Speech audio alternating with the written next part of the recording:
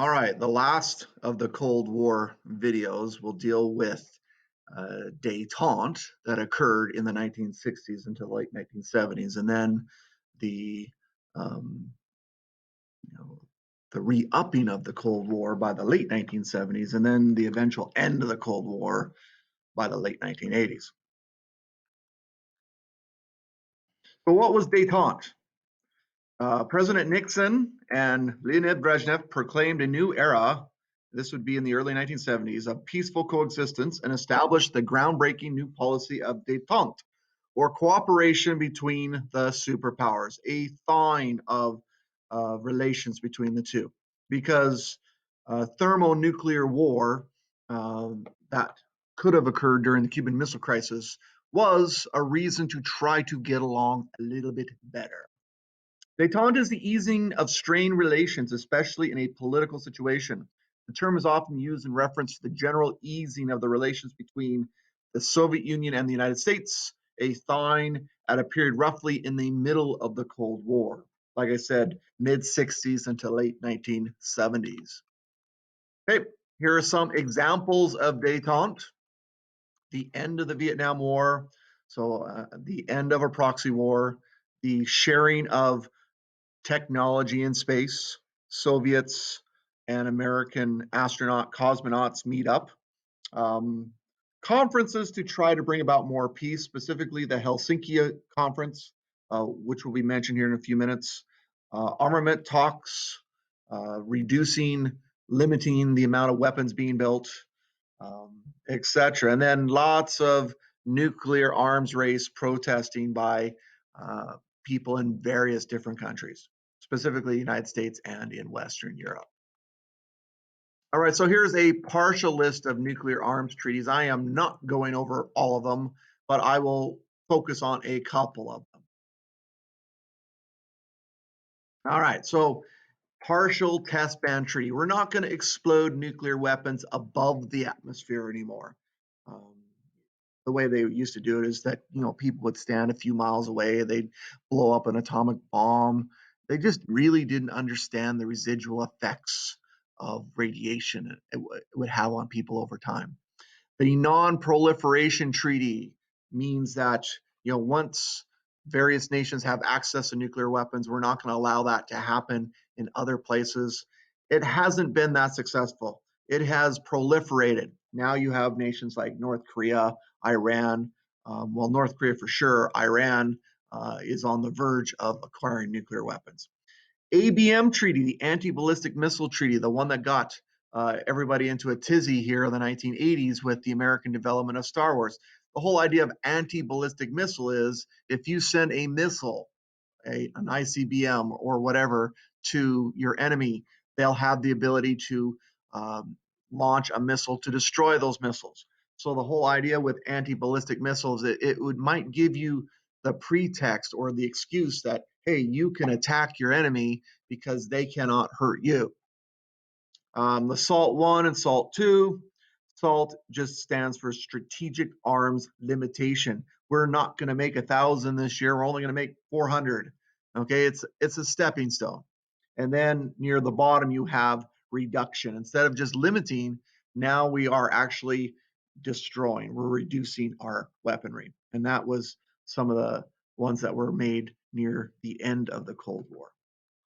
1972 also embarked on the softening of relations between the United States and China, the recognition of mainland China, communist China, as the official Chinese government. President Nixon visits China's leader, Mao Zedong. Okay, normalization of relations. We are essentially different, but we recognize we both inhabit this world and we have to find a way to get along. This furthered the so-called Chinese Sino-Soviet split that was starting in the 1960s and started the normalization of relations between US and China. I previously mentioned these limitation talks, SALT 1, SALT 2. The long and short of it is that SALT 1 was signed and went into effect. The limitation of missiles But SALT II, even though it was signed, was never ratified because of the Soviet invasion in Afghanistan in 1979. So here are some pictures. This is Ford and Brezhnev signing SALT I, and this is Brezhnev and Carter signing SALT II.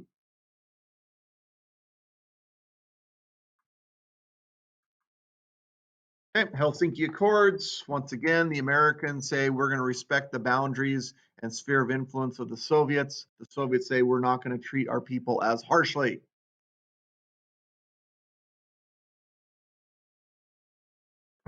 Okay, another example of détente.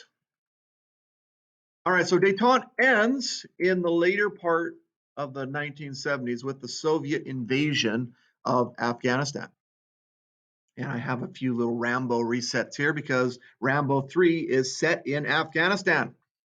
Here's Rambo running really fast and really ripped. Here's Rambo shooting a machine gun, very ripped. All right, next slide. 1979, Afghanistan is another example of a proxy war in which a third party fights one of the superpowers.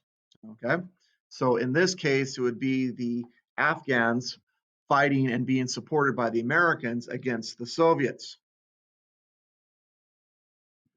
In December of 1979, 100,000 Soviet troops invade Afghanistan. US-backed Muslim guerrilla fighters, coined the Mujahideen, waged a costly war against the Soviets for nearly a decade before finally the Soviets withdraw in 1988. Very similar to what happened to the Americans in Afghanistan. They waged a war on foreign soil. They were losing lots of troops. There wasn't a lot of morale for it within the troops themselves in the country back home. Eventually, they just pulled out. They just got out. All right. Other areas in which the superpowers fought included the Middle East, included Central America. Here's just some case studies of where the superpowers fought. I'm not going to go into too much detail on these, but once again, they fought for key positions in the world. The Suez Canal, of course, is a key spot of transportation in the Middle East. Okay, obviously, the Arab and Israeli conflicts have been going on for thousands of years, but they have really intensified ever since the end of World War II. The Americans generally have backed the Israelis, whereas the Soviets have backed the Arabs. The change of Iran from a American-backed Shah-led puppet regime, a protectorate, etc., to one that was controlled by a fundamentalist Islamic group led by the Ayatollah Khomeini and subsequent mullahs. Okay, the movie Argo that came out about 7-8 years ago deals with the attempt to release certain American diplomats from Iran, not so much release them, but get them out, smuggle them out. Um, while the U.S. embassy was held hostage by these so-called fundamentalists back in, I believe, 79, early 1980. And I fully recommend Argo. Argo is a well-made movie. Okay. Subsequent wars in which the Americans would pump money to help the Iraq regime led by Saddam Hussein, which is kind of ironic, whereas the Soviets would support Iran. Okay, all throughout the 1980s, you had Soviets pumping money and weaponry and support into various factions within Central America. Mr. Friesen would know a lot more about this since he grew up down there as a young person. But all these places were hot spots in which the Americans and the Soviets would pump money, aid, etc. in. All right. 1980 in Poland was one of the first cracks of the Soviet system. Okay. Your dictatorship, as long as it has power and strength, can be sustainable. But once it starts showing weakness, once it starts showing a little bit too much liberalism, maybe you just can no longer control these areas anymore. The cracks will start to show. And within a few years, your whole system becomes crumbling down. So this young man, middle-aged man, his name is Lech Walesa. He is the leader of the largest trade union within the Soviet sphere. trade unions up until this time were not allowed under communism. So he organized a bunch of strikes at a port city in northern Poland by the name of Gdansk, which used to be called Danzig, which used to be part of the Polish corridor prior to World War II. But nevertheless, they had strikes. Okay, strikes were normally not allowed under communist system. Okay, this was the first non-communist trade union allowed within the Soviet bloc. Okay, it was an example of liberalization within that country. The communist government conceded to workers' demands and recognized their right to form unions and strike. Sounds like a Bon Jovi song, by the way. So what happened in Poland was not allowed to happen in Czechoslovakia in 68, was not allowed to happen in Hungary in 1956. And so this is starting to show some of the weaknesses of the Soviet system. Okay. The previous mentioned ABM and the American desire to create the so-called Strategic Defense Initiative, coined Star Wars. They wanted to put a bunch of satellites into space, and they were going to affix laser beams to these satellites. And with these laser beams, I'm quoting Austin Powers, by the way, they were going to be able to fire on incoming Soviet missiles, knock them out of the sky, and then send their own missiles in and destroy the Soviet Union. So the Soviet Union got very scared about this ABM, this Strategic Defense Initiative. Now, let me ask you this. Do you think the Americans had this technology anywhere near capability in 1983? Hell, they don't even have it now. Okay, but the Soviets were still alarmed. It got them into a spending spree in which they could not recover. I fully recommend you watching the links to a couple of these video clips. Some pretty good early 80s technology as far as showing the capability of these missiles. In a previous video, I had mentioned how Gorbachev comes to power in 1985, bringing in his two coined phrases, perestroika and glasnost. I am not going over those again, but perestroika and glasnost both lead to liberalization within the Soviet bloc, which essentially helped lead to its dissolution. Right? So we've talked about these two terms. Make sure if I give you a test sometime before the end of the year, there's going to be a couple questions on perestroika and glasnost. So know your perestroika, know your glasnost. Perestroika is economic, more market economy principles, whereas glasnost is political, openness. Both of them are antithetical to a totalitarian regime. I don't even know if that's a word. Sounds good. All right. So talked about these, talked about that. You can refer to those on the slide presentation if you want to go back. All right. Another arms agreement. Once again, the later 80s, once Gorbachev takes over, recognizes there needs to be more peace between the Soviets and the Americans. And so there's a number of treaties, IMF treaty, eventually the START reduction treaty, etc. Okay, this is a picture of Reagan and Gorbachev meeting. Just a stock picture of a missile. And the IMF treaty was Intermediate Range Nuclear Forces Treaty. Okay, and so just for example, it mandated the removal of more than 2,600 medium-range nuclear missiles from Europe, and they eliminated the entire class of Soviet SS-20 and U.S. Cruise and Pershing II missiles. So once again, this showed that both sides were willing to work together to bring about more peace. All right, so the end of the Cold War in many ways occurred in 1989 with the fall of the Berlin Wall. A number of years prior, I think Ronald Reagan comes to Berlin, and in a speech that's very similar to Kennedy, he talks about how Chairman Gorbachev should tear down this wall as a symbol of Soviet oppression. I do recommend you watch that speech. So Gorbachev renounces the Brezhnev Doctrine, basically saying you have more rights within your sphere, etc. On September 10th, Hungary, which is a communist nation, opened its border with Austria, which is a democratic liberal nation, allowing East Germans. So East Germans would go into Hungary, and from Hungary, they would go into Austria, and from Austria, they're in the West. Okay, so now we just start having a trickle, and over time, things are going to accelerate. Not even over time, within just a few weeks. Okay, I remember I was actually in Europe when this was going down.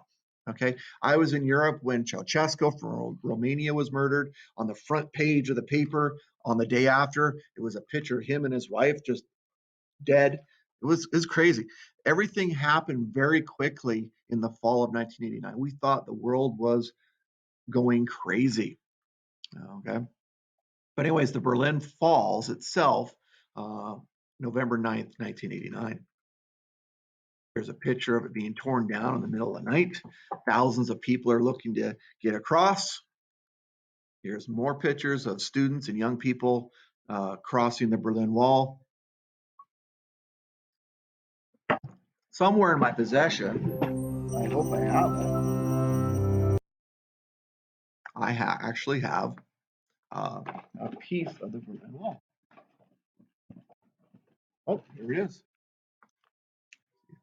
There it is, right there. A piece of the Berlin Wall. A nice student of mine went over to Germany and got it for me. Okay, just a piece of concrete, but you know what? This is awesome. Okay, when I was over there, I was an LDS missionary. All the missionaries at the time were getting a piece of the Berlin Wall. I didn't have the connection, so I never did get it at the time. So I'm thankful I got it now. All right, a couple other videos that you could watch: the end of the Soviet Union, another end of the Soviet Union. I mean, there's just so much on YouTube you can watch. It's all up to you what you feel interested in watching, etc. Okay, this history bombs is pretty good. Um, once again, crash course videos on the Cold War, pretty well made. This one's an older one. There's actually newer ones that have just come out. Well done. Subsequent to the end of the Soviet Union, now you have Russia. This one talks about the rise of Vladimir Putin and Russia. And I think this is the last slide. Now, the way we're going to go with the rest of this is we're going to go from chapter 7 here, and then we're going to cover chapter 9. And then I think I'll combine an assignment for those two chapters. And then from there, I'm going to talk about chapter 12, which is kind of similar to chapter 8. And I know that gets confusing. And then we have the first half of chapter 10, which deals with the democracies of Canada and the United States. And then chapter 11 deals with, are there times when liberalism just doesn't work? Are there times where you have to suppress people's rights? Well, we're living in a time right now where, some of our rights, some would argue that are being suppressed. So that's basically it for the rest of the semester. But anyways, I know there's not a lot of people watching these, but once again, I use them for future reference. If someone misses a class somewhere down the road, they can just pop these in and watch them to review what we talked about that day. All right. Take care, people.